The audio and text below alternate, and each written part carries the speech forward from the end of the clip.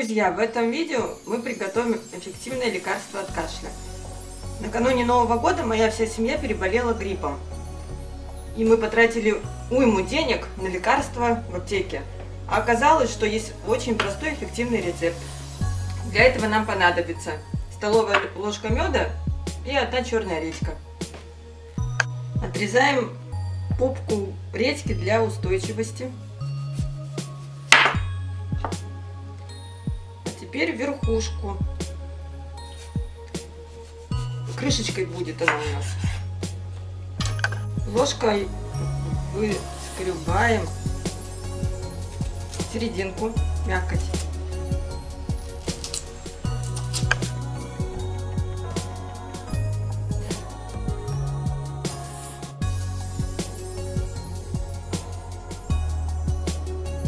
Теперь мы добавляем мед.